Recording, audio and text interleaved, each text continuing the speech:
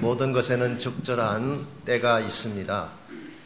이 때를 놓치게 되면 아무리 좋은 계획이라고 할지라도 합당한 열매를 맺을 수가 없습니다. 그러므로 우리가 인생을 살아가면서 해야 될 바른 과제를 발견하는 것도 중요한 일이지만 그것을 이룩할 적절한 타이밍을 찾는 것도 대단히 중요한 일이 아닐 수가 없습니다. 오래된 책이긴 합니다마는 조선시대 순조 때 조제삼이라는 분이 쓴 책 중에 성남잡지라는 책이 있습니다. 그게 이런 이야기가 나온다고 합니다. 시골에 살고 있던 오이장수 한 사람이 산지에서 오이를 사가지고 이것을 팔려고 한양으로 올라갔습니다. 그런데 그가 한양에 도착해 보니까 이런 소문이 돌고 있습니다. 의주 쪽에서 오이가 품귀 현상이 일어나서 폭등하고 있다는 이야기가 들려왔습니다. 그때 그는 마음에 욕심이 생겼습니다. 이왕 파는 것 한 푼이라도 더 받자. 그래서 의주로 내려갔습니다. 그는 밤낮을 가리지 않고 부지런히 걸어서 마침내 의주에 도착을 했는데 거기 도착했더니 이런 소문이 또 들립니다. 송도 지역에서 하루가 멀다 하고 오이값이 치솟고 있다는 소문이 들렸어요. 이 좋은 기회를 어떻게 놓칠 수가 있겠느냐 해서 그는 다시 쉬지 않고 등에 오이를 짊어진 채 걸음을 재촉해서 송도에 도착을 했습니다. 도착해 보니까 진짜 오이값이 천정부지로 오르고 있었습니다. 쾌재를 부르면서 등에 지고 있던 오이를 풀어보니까 이미 다 썩어서 못 쓰게 되었다고 합니다. 아무리 값이 올라가면 못합니까? 그것을 사용할 때를 놓치게 되면 쓸모없게 되는 것입니다. 우리 인생도 마찬가지라고 할 수가 있습니다. 아무리 많은 것을 갖추고 좋은 것을 소유했다고 할지라도 쓰임받아야 할 때를 놓치게 되면 그 모든 것을 소모하고 버리게 되는 것입니다. 특별히 여러분과 저는 예수를 믿는 주님의 제자들인데 참 예수를 따르는 자들이라면 하나님께서 설정하신 과제도 잘 이해를 해야 되지만 이것을 반드시 이룩해야 될 타이밍을 잘 잡아야 됩니다. 이와 같이 우리가 해야 될 일을 적절한 때에 감당해 드릴 때에 우리 인생이 극대화되어지고 맺는 열매가 아름다워지는 것입니다. 여러분, 사랑하는 것 때가 있습니다. 때를 놓치면 사랑할 수 없게 됩니다. 용서하는 것 때가 있는 것입니다. 그것을 놓치게 되면 일평생 가슴에 응어리 진 채 상처 가운데 살 수밖에 없습니다. 기도하는 것 때가 있습니다. 때를 놓치게 되면 베드로처럼 3번씩이나 주님 부인하고 평생 후회하며 사는 것입니다. 부모의 사랑을 부어줄 때가 있습니다. 우리 자녀를 양육할 때에 사랑해야 될 때, 케어해야 될 때 바르게 사랑을 부어주어야지 자녀가 잘 성장하는데 그 기회를 놓치면 아이들이 빗나가게 되는 것입니다.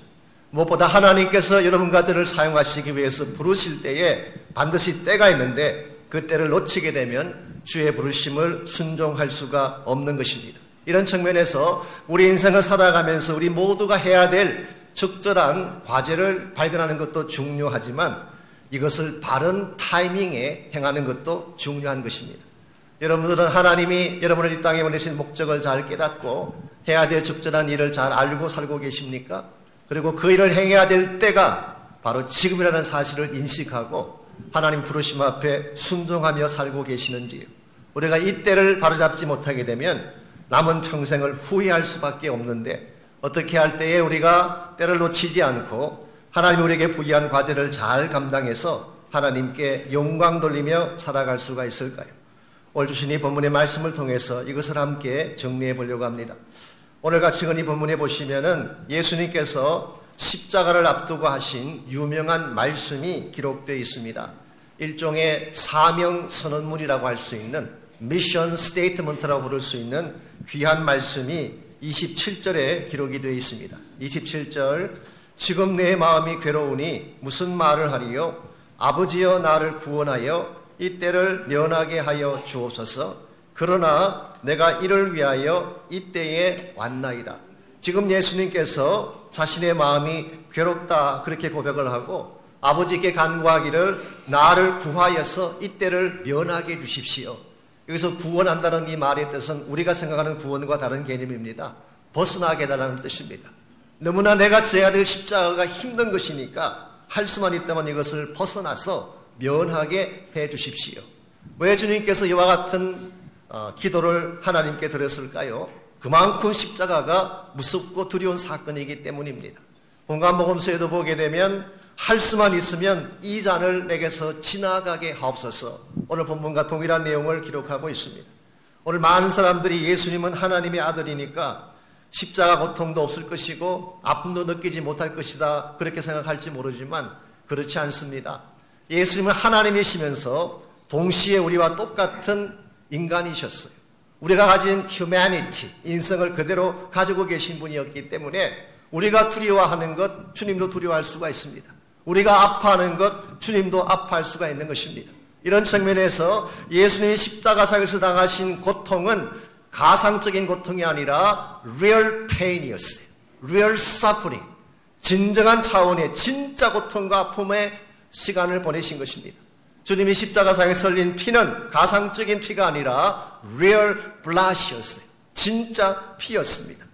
예수님께서 이와 같은 엄청난 고통의 사건인 십자가를 앞에 두었기 때문에 당연히 마음의 고통을 느끼시고 하나님께 이와 같은 소원을 아뢰는 것입니다. 그러나 예수님은 이것을 회피하시거나 거절하시지 않고 이와 같은 어려운 사건임에도 불구하고 다음과 같이 주님은 선포하셨습니다.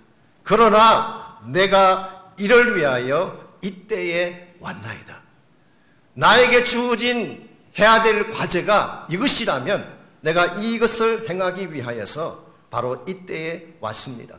우린 여기에서 예수님이 말씀하시는 두 가지 포인트를 확인할 수가 있습니다. 첫 번째는 본인이 감당해야 될 과제를 말씀하신 것입니다. 이를 위하여 for this reason, 어떤 영어 번역에서는 for this purpose, 이 목적을 위하여 그렇게 번역을 했습니다. 이것은 십자가를 지심으로 말미암아 온 인류를 구원하실 하나님의 계획을 의미하는 것입니다. 이런 측면에서 예수님께서 반드시 감당해야 될 태스크는 divine task, 하나님이 그에게 부여하신 신적 과제라고 할 수가 있습니다. 두 번째 말씀하신 포인트는 이것을 행할 타이밍에 대한 말씀을 하셨어요. 그것이 바로 이때라고 하는 표현입니다. I came to this hour. 이것을 이룩하기 위해서 이때에 제가 왔습니다. 더 빨라도 안 되고 더 늦어도 안 되는 하나님이 설정해 놓으신 구속사의 정확한 타이밍에 와서 이것을 행할 것이라고 말씀을 하신 것이죠. 그래서 여러분이 복음서를 보시게 되면 예수님께서 여러 가지 많은 기적이나 큰일을 행하셨을 때에 본인을 숨기시는 장면을 많이 볼 수가 있습니다. 기적을 행하셨는데 아무에게도 말하지 말라 그렇게 분부하셨어요. 회당장 야이로의 딸을 살렸습니다. 이 일을 아무도 알지 못하게 하라 그렇게 말씀하셨어요. 특별히 마가복음을 읽어보게 되면 예수님이 자신의 메시아 되심을 숨기는 장면이 많이 나옵니다. 그래서 어떤 성경학자는 마가복음의 특징 중에 하나가 Messianic Secret, 예수님께서 메시아 되심을 숨겼다 그렇게 표현하기도 합니다. 요한복음 6장에 보게 되면 오병이어 사건을 행하신 후에, 오병이어는 엄청난 사건입니다. 굶주린 군중 5,000명 이상, 매비 어린아이와 이제까지 보면 거의 한 2만 명 될 텐데 그 많은 무리를 먹인 사건인데 그 사건 직후에 혼자 산으로 피하셨다 그렇게 기록이 되어 있습니다. 왜 예수님께서는 기적을 행하신 그 장면에 그냥 계시지 않고 오병이의 기적을 행하신 그 자리에 그냥 있으면 당장 왕이 될 수가 있고 메시아로 등극할 수가 있는데 그렇게 하지 않고 그 자리를 피하여서 산으로 가셨을까요? 이유는 이것입니다. 아직은 때가 아니기 때문에. 만일 예수님께서 하나님이 설정하신 때를 생각하지 아니하고 자기 마음대로 왕이 되신다든가 메시아가 되셨다면 정말 그가 져야 될 십자가는 지지 못했을 것이고 하나님의 구속 역사는 무산되고 말았을 것입니다. 이런 의미에서 우리가 적절한 과제를 갖는 것도 참 중요하지만 적절한 타이밍을 갖는 것도 대단히 중요한 것입니다. 이 하나님이 나에게 주신 내가 반드시 감당해야 될 디바인 타스크, 이것도 발견해야 되지만 언제 이것을 행할 것인가 바른 타이밍을 확인할 수 있을 때에 우리는 하나님의 뜻을 잘 감당해드리는 인생을 살게 되는 것입니다. 그렇다면 오늘 본문에서 예수님께서 말씀하신 하나님의 과제, 디바인 태스크는 과연 어떤 것일까요? 좀 더 구체적인 내용이 28절에서 33절에 기록이 되어 있습니다. 먼저 28절을 보시면은 예수님께서 기도 형식으로 하나님께 말씀하는 내용이 나와 있죠. 아버지여 아버지의 이름을 영광스럽게 하옵소서 하시니 이에 하늘에서 소리가 나서 이르되 내가 이미 영광스럽게 하였고 또다시 영광스럽게 하리라 하시니 예수님의 관심사는 하나님의 이름을 높이는 것이었기 때문에 아버지의 이름을 영화롭게 하도록 해주십시오. 그랬더니 하늘에서 음성이 들리기를 이미 너가 나를 영화롭게 했다. 그리고 또 다시 나를 영화롭게 하리라. 그렇게 말씀하셨어요. 이미 영화롭게 했다고 하는 것은 예수님의 공생의 3년을 의미할 것입니다. 3년간의 사역을 통해서 이미 하나님을 영화롭게 하셨어요. 그런데 또다시 해야 될, 장차 미래에 해야 될 또 하나의 과제가 있음을 소개한 것입니다. 바로 그 과제가 십자가 사건인 것입니다. 그래서 지금까지도 하나님의 영광을 위해서 행하셨지만 앞으로 더 큰 결정적인 사건인 십자가를 져야 될 것을 하나님께서 오늘 이 본문을 통해서 말씀해 주신 것입니다. 그때에 29절 보게 되면 곁에서 사람들이 이 소리를 들었지만 내용을 이해하지는 못합니다. 영적인 대화라고 하는 것은 성령을 통해서만 이해할 수 있는 것이지 듣는다고 다 아는 것이 아닙니다. 그래서 예수님과 아버지의 대화를 사람들은 잘 알아듣지 못했어요. 그럼에도 불구하고 예수님이 굳이 공개적으로 많은 사람이 들을 수 있도록 이와 같은 기도를 드린 이유는 30절에 나와 있습니다. 예수께서 대답하여 이르시되 이 소리가 난 것은 나를 위한 것이 아니요 너희를 위한 것이니라.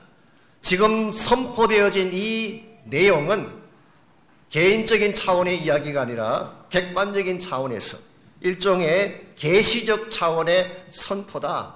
누구도 부인하지 못할 하나님께서 행하시는 계시적인 선포다. 이런 의미에서 공개적으로 알게 한 것입니다.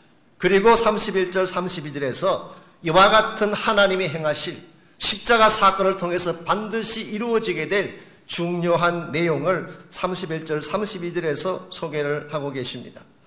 이제 이 세상에 대한 심판이 이르렀으니 이 세상의 임금이 쫓겨나리라. 내가 땅에서 들리면 모든 사람을 내게로 이끌겠노라 하시니. 자, 여기에 보게 되면 예수님의 십자가 사건을 통해서 일어나게 될 두 가지 현상을 말씀하십니다. 첫 번째가 세상 임금이 쫓겨나게 되리라. 여기서 세상 임금은 누구를 말할까요? 이것은 가이사를 말하는 것이 아닙니다. 로마 황제 시저를 말하는 것이 아니라 마귀 사탄을 말하는 것입니다. 예수님이 십자가를 지시는 이 사건을 통해서 마귀가 쫓겨나게 된다. 두 번째 현상은 예수님이 십자가에 달리심으로 모든 사람이 주님께로 나오게 될 것이다. 예수를 믿는 자들마다 구원받게 될 사실을 설명한 것입니다. 자, 여러분 실제로 주님이 십자가를 지심으로 말미암아 마귀가 쫓겨났나요? 그리고 예수님께서 십자가를 지심으로 말미암아 모든 사람들이 다 주께로 돌아와서 다 구원받는 일이 벌어졌나요? 사실은 어떤 측면은 예스이고 어떤 측면은 노입니다. 왜냐하면 주님이 분명히 십자가를 지셨음에도 불구하고 아직도 마귀가 있나요 없나요? 아직도 마귀가 있어요. 마귀 역사가 없는 것은 아닙니다. 예수님이 십자가를 지셨음에도 불구하고 아직도 모든 자가 다 주님께로 돌아온 것이 아니라 일부는 돌아왔고 일부는 돌아오지 않는 것을 보게 되죠. 이런 면에서 yes and no라고 할 수가 있습니다. 어떤 면은 오케이, 어떤 면은 아직 아닌 것. 그래서 이것을 성서신학자들은 D-Day, Doomed Day, 운명의 날, 혹은 V-Day, 승리의 날, Victory Day, 이와 같은 용어로 설명을 합니다. 오스카 쿨만이라고 하는 유명한 성사학자가 Christ and Time이라는 책에서 이 용어를 처음 사용을 했습니다. 이 D-Day, 운명의 날, 결정의 날이라고 하는 것은 여러분 2차 대전을 생각해 보시면 훨씬 이해가 빠릅니다.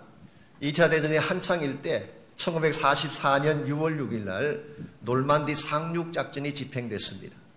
이 놀만디 상륙작전의 성공함으로 사실은 2차 대전이 끝났어요.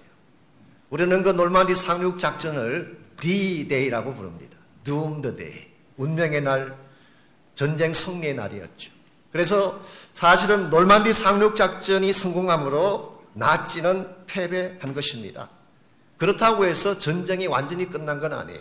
그 이후에도 전투는 계속 진행이 되었고 그러다가 1945년 5월 8일에 갔어야 나치가 항복을 했습니다. 이게 V-Day예요. Victory Day인 것입니다. 일본은 더 지독하니까 조금 더 늦게 항복을 했죠. 8월 달에 항복을 했습니다. 그래서 우리나라의 독립이 좀 늦어졌습니다만은 이와 같이 결정적인 운명의 날이 있는가 하면 이 모든 것이 다 끝나고 최종적인 최후의 승리의 날이 구별되는 것처럼 하나님의 구속사도 마찬가지라는 것입니다. 즉 예수님께서 십자가를 지시고 부활하심으로 사탄은 패망했습니다. 이미 패배자가 된 거예요. 오늘 굉장히 사탄의 역사가 큰 것처럼 보이지만 사실은 패배자입니다. 그래서 성경은 기록하기를 너희가 마귀를 두려워하지 말아라. 마귀를 대적하라. 그리하면 너희를 피하리라 말씀하신 거예요. 여러분 마귀를 두려워하지 마십시오. 예수 그리스도 안에 있는 여러분과 저는 이미 승리자가 된 것입니다. 십자와 부활로 마귀는 이미 패배한 것입니다. 다만 아직까지도 마귀가 패배자임에도 불구하고 아직도 그 잔재가 남아서 미혹하기도 하고 세상적인 일을 행하기도 하지만 주님이 다시 오시는 그날, 이게 바로 재림의 날입니다.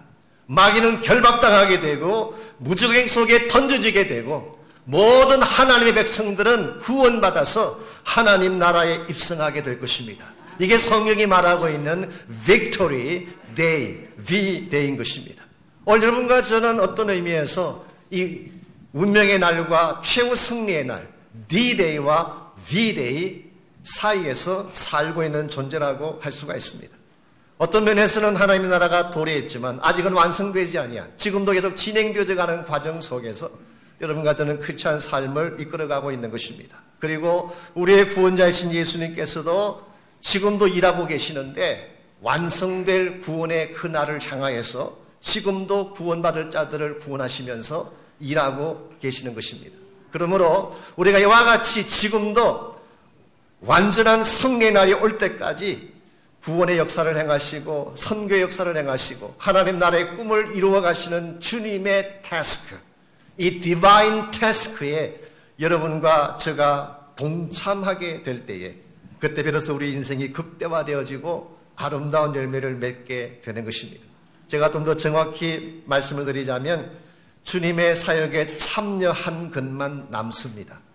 그 외의 나머지 것들, 여러분의 세상 가운데서 어떠한 일을 하셨든 하나님의 나라와 상관이 있었던 모든 일들은 다 웨이스트예요.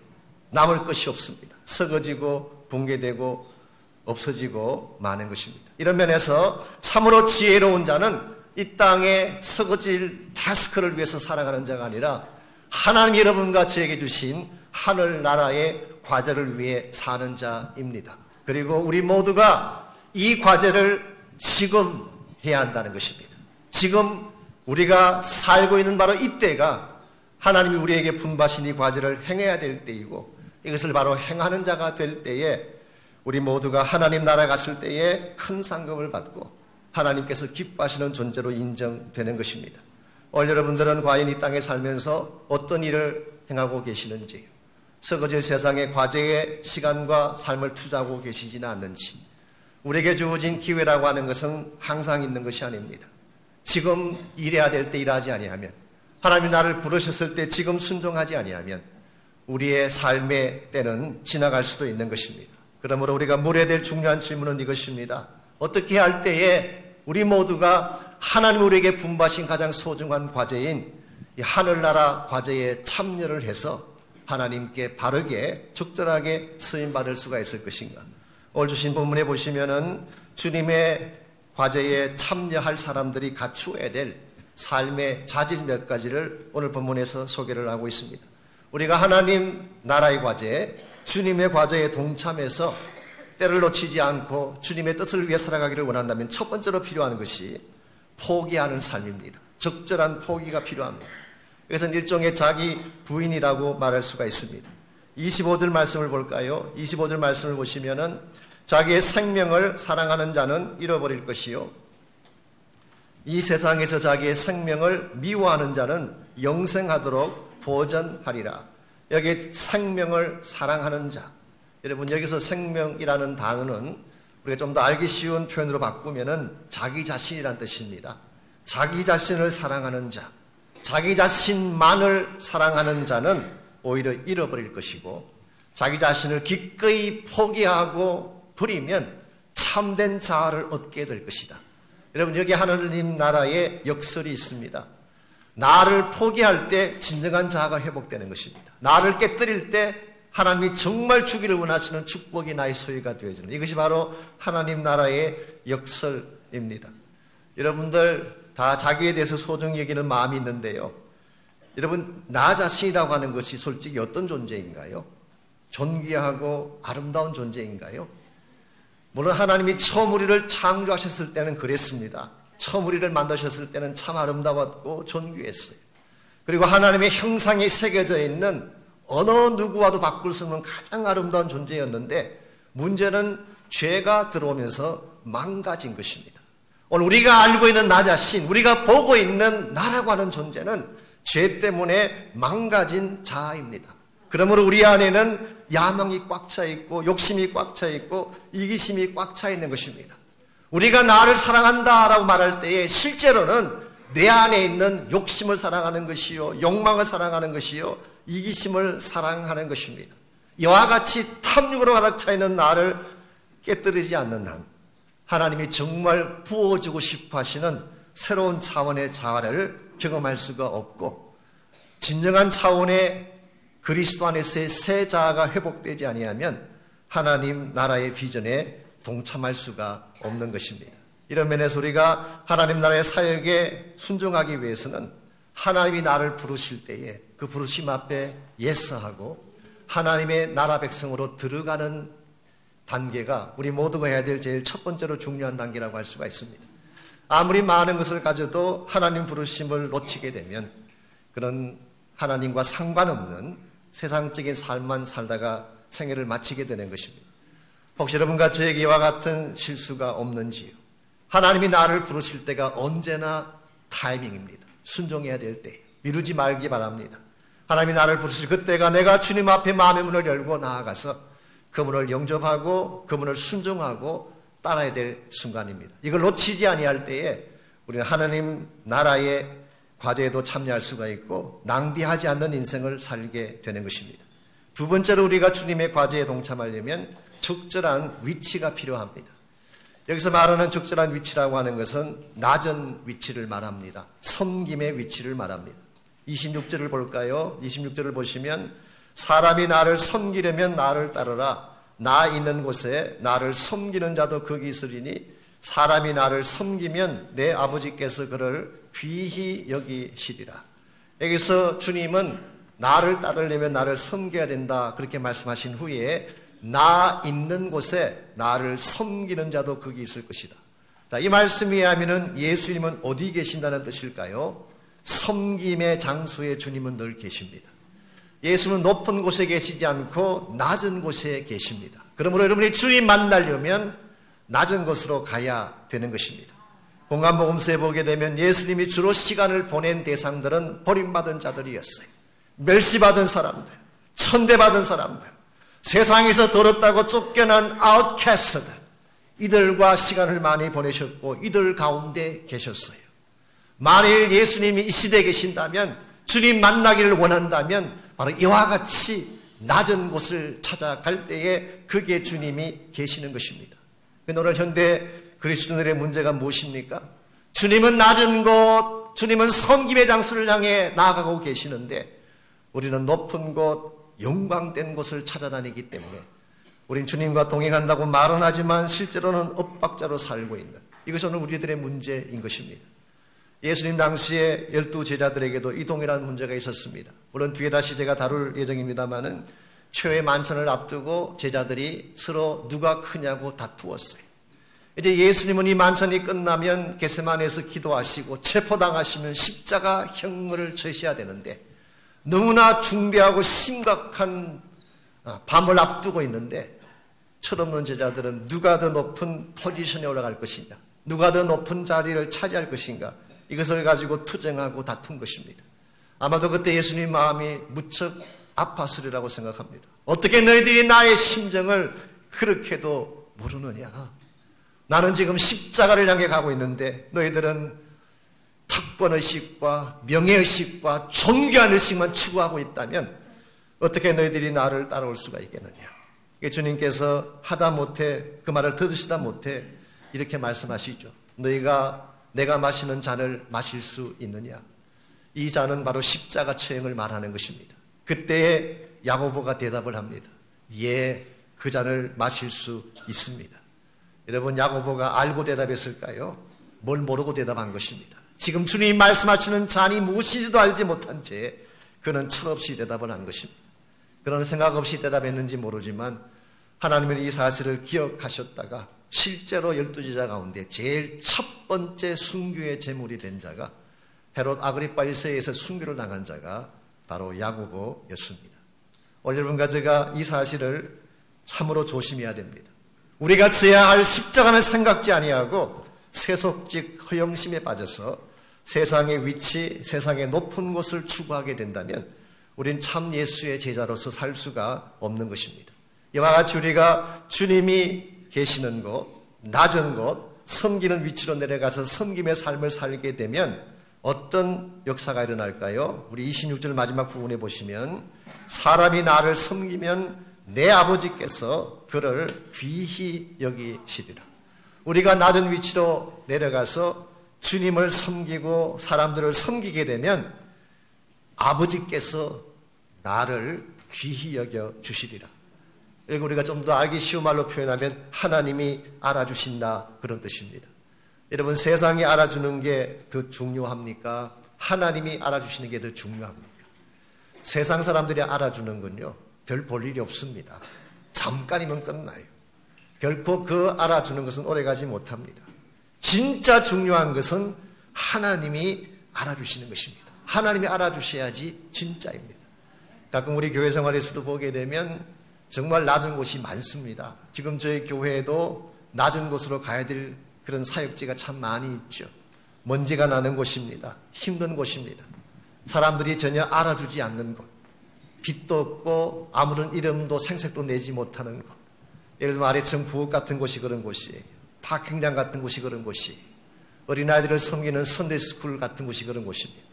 혹은 선교지나 외딴 사람들이 살고 있는 홈리스가 살고 있는 그런 지역이 다 주님께서 계신다고 알려져 있는 낮은 곳입니다. 여러분이 힘들지만 주님이 계셨던 그 위치까지 낮아지셔서 섬김과 희생이 있는 장소를 택할 때 여러분이 맺게 되는 열매가 가치가 있고 보람이 있는 것입니다. 제가 지난 주간에 한국의 신문을 보니까 미아리 집창촌이라고 소위 미아리 텍사스라고 알려진 그런 곳이 있죠. 거기에서 20년 동안 약사로 일을 했던 이미선이라고 하는, 제가 볼 때는 그 아주 신실한 크리스찬인 것 같습니다. 그 지역 교회에 나가시는 분이신데요. 20년 동안 그 지역에서 약사를 하면서 그 집창촌에 있는 그 여성들을 케어하고 돌보는 사역을 했다는 그 보도가 난 걸 제가 보았습니다. 아시는 대로 거기에 있는 그 여자분들이 보통 분들이 아니지 않습니까? 처음에는 아무리 사랑을 주려고도 받지 않고 거절하는데 정말 진솔하게 그들을 따뜻하게 맞아주고 그들의 아픔 이야기를 들어줬더니 언제부턴가 마음의 문을 열기 시작하면서 그들의 사연을 털어놓기 시작하더래요. 지금은 다들 이모라고 부르고 얼마나 그 아픔들을 잘 나누어 주는지 말이죠. 거기 일하는 여자들 가운데는 본인이 원해서 온 것이 아니라 가정이 힘들어서 할 수 없이 와서 일하는 사람들도 있고, 심지어는 설암, 혀에 암이 있음에도 불구하고 온몸을 다 이렇게 다쳐가면서도 동생 학비를 위해서 일하는 그런 여성도 있다고 합니다. 그런 자들의 손을 잡아주고 위로해주고, 그리고 필요하면 약도 공급해주고, 다른 곳에 가면 훨씬 돈도 많이 벌 수 있고 더 빛나게 생활할 수도 있는데 왜 하필이면 누구도 찾지 않는 가장 더럽고 초라한 곳에 와서 20년 세월을 그렇게 보내고 있는 것입니까? 질문했더니 그분의 대답이 뭔지 아세요? 제가 가장 힘들었을 때에 제가 경험했던 하나님의 은혜 때문입니다. 저의 인생들이 못지않게 비참해져서 죽음까지 생각했던 적이 있었는데 그때 주님 찾아오셔서 나를 사랑해 주셨고 건져 주셨기 때문에 할 수만 있다면 그 빚을 갚고 싶어서 그렇대. 여러분, 하나님에게 빚을 진 자가 그 자매님 한 분밖에 없을까요? 우리는 빚을 안 졌나요? 얼마나 많은 은혜의 빚을 졌습니까? 얼마나 많은 사랑을 받았습니까?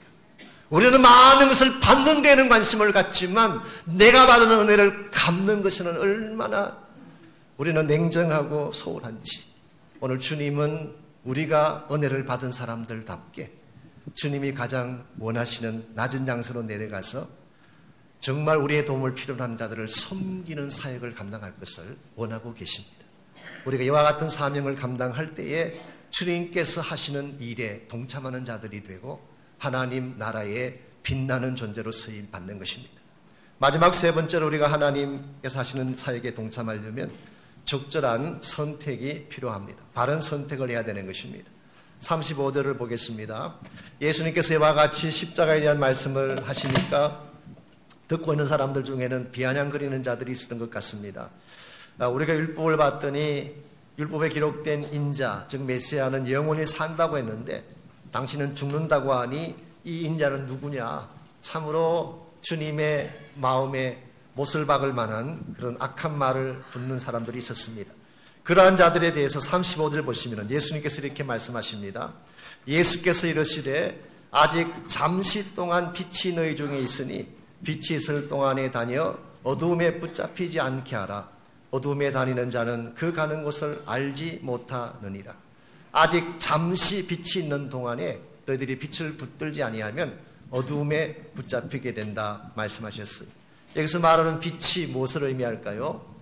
이것은 두말할 필요 없이 예수 그리스도를 뜻하는 것입니다. 주님이 아직도 계실 때에 빛의 기회가 남아있을 때에 너희들이 빛을 선택하게 되면 어두움에 붙잡히지 않을 수가 있다. 여러분, 우리 마음속에는 어두움이 있습니다. 우리 모두의 마음속에는 어두운 생각도 있고 저주스러운 마음도 있고 절망의 마음, 고통의 마음도 다 가지고 있어요. 우리 마음을 옥죄하고 있는, 장악하고 있는, 결박하고 있는 이 모든 어두움의 권세를 여러분이 벗어나려면 어떻게 해야 될까요? 노력하면 되겠습니까? 결단하고 결심하면 되겠습니까? 그것만으로 절대로 되지 않습니다. 빛 대신 예수님이 들어오실 때만 어둠이 떠나가는 것입니다. 나의 노력으로 어둠을 물리치는 것이 아니라 빛 대신 예수가 나의 마음을 장악하게 되면 어둠은 자연히 떠나가는 것입니다. 오늘날 많은 사람들이 어둠의 삶을 살고 계시고 어둠에 붙들려 사시는데요. 환경 탓을 하는 분도 있고 어쩔 수 없다고 말씀하는 분도 있지만 사실은 선택 때문이에요. 여러분이 빛을 선택하지 않으면 어둠에 끌려갈 수밖에 없어요. 그러나 여러분이 어떠한 어려운 상황일지라도 빛 대신 예수를 택하면 그분의 여러분 인생의 중심에 들어오셔서 여러분을 변화시켜 주시고 여러분의 새로운 능력의 창을 열어주실 수가 있습니다. 우리 안에 오셔서 내 마음 중심에 계실 빛 대신 예수 그리스도는 바로 그리스도의 영으로 우리 안에 계신 성령님을 말합니다. 내 마음의 중심 왕자에 성령께서 장악을 하십니다.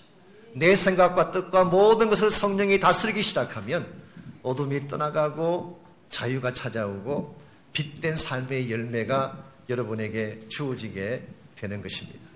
사랑하는 성도 여러분, 우리 인생이라고 하는 것은 정해진 시간 안에 사는 것입니다.